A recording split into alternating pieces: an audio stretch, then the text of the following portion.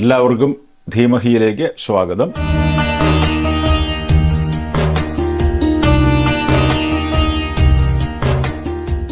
ഇന്നത്തെ ധീമഹിയിലെ എപ്പിസോഡ് രാഗമഥന എന്ന് പറയുന്ന 157-ാമത്തെ നാമവുമായിട്ട് ബന്ധപ്പെട്ടതാണ്. രാഗമഥന. ഓം രാഗമഥനായ നമഃ.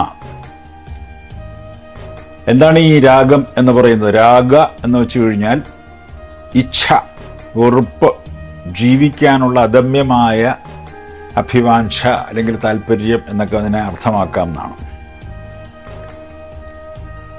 ഇഹ രാഗദ്വേഷാദീനി വേഗാഹ ക്ലേശ ഇതി രാഗാഹ എന്നാണ് യോഗസൂത്രം പറയുന്നത്. അങ്ങനെയുള്ള രാഗത്തെ മഥിക്കുന്നവൾ, രാഗം എന്ന് വെച്ച് കഴിഞ്ഞാൽ പ്രപഞ്ച വിഷയങ്ങളോടുള്ള അഭിരുചി അല്ലെങ്കിൽ അഭിരതിയാണ് ഈ രാഗം എന്ന് ഞാൻ നേരത്തെ പറഞ്ഞിട്ടുണ്ടായിരുന്നു. നമ്മുടെ കണ്ണിനും ചെവിക്കും നാക്കിനും ത്വക്കിനും നാസികയ്ക്കും ഒക്കെ താല്പര്യം പ്രപഞ്ചവുമായിട്ട് ബന്ധപ്പെട്ട വിഷയങ്ങൾ, അതായത് മണം, കേൾവി, അതായത് ശബ്ദം കേൾക്കുക, ഇഷ്ടമുള്ള ശബ്ദം കേൾക്കുക, ഇഷ്ടമുള്ള മണം ആസ്വദിക്കുക, ഇഷ്ടമുള്ള ഭക്ഷണം കഴിക്കുക, നമ്മുടെ രസന അഥവാ നാക്ക്, എല്ലാം അതെ. നമ്മുടെ എല്ലാ ജ്ഞാനേന്ദ്രിയങ്ങളും നമ്മുടെ സെൻസ് ഓർഗൻസ് ഒക്കെ തന്നെ പ്രപഞ്ച വിഷയഭോഗങ്ങളിൽ മുഴുകാൻ താല്പര്യമുള്ളവയാണെന്നർത്ഥം. ഇന്ദ്രിയങ്ങൾക്ക് അതാണ് താല്പര്യം. പക്ഷെ നമ്മൾ ദേവിയോട് കൂടുതൽ അടുക്കും തോറും,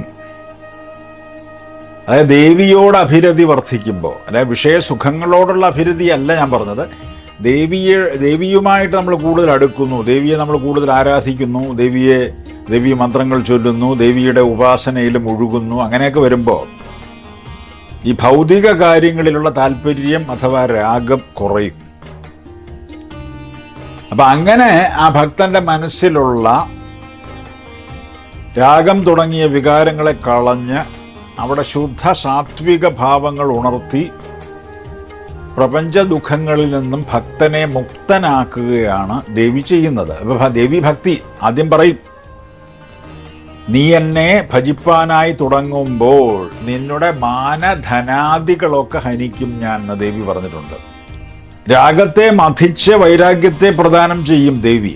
അപ്പോൾ അത് വൈരാഗ്യം നമുക്ക് വരണം എന്നുണ്ടെങ്കിൽ നമുക്ക് ഒരുപാട് വിപരീതാനുഭവങ്ങൾ വേണം. അതായത് മരണം, അതേപോലെ തന്നെ പ്രപഞ്ചത്തിൽ ഒരുപാട് പ്രശ്നങ്ങളുണ്ടല്ലോ, സാമ്പത്തിക പ്രശ്നം, അതേപോലെ തന്നെ നമ്മുടെ രോഗങ്ങൾ, അതേപോലെ തന്നെ നമ്മുടെ കുടുംബ ബന്ധങ്ങളിൽ വരുന്ന ഉലച്ചില്, നമ്മുടെ ജോലിയിൽ വരുന്ന വീഴ്ചകൾ, സാമ്പത്തികമായിട്ടുള്ള വലിയ പ്രതിസന്ധികൾ, ഇങ്ങനെയൊക്കെയുള്ള പലതും ദേവി നമുക്ക് തന്ന നമ്മുടെ ജീവിതമാകുന്ന തൈരിനെ മഥിച്ച് വെണ്ണ എടുക്കുന്നത് പോലെ നമ്മളെ ശുദ്ധ സാത്വിക ഭാവങ്ങൾ നമ്മളിൽ ഉണ്ടാക്കി പ്യൂരിഫൈ ചെയ്ത് ശുദ്ധീകരിച്ച് പ്രപഞ്ച ദുഃഖങ്ങളിൽ നിന്നും ultimately you will be freed from the tyrannical clutches of day to day problems. മനസ്സിലായില്ലേ?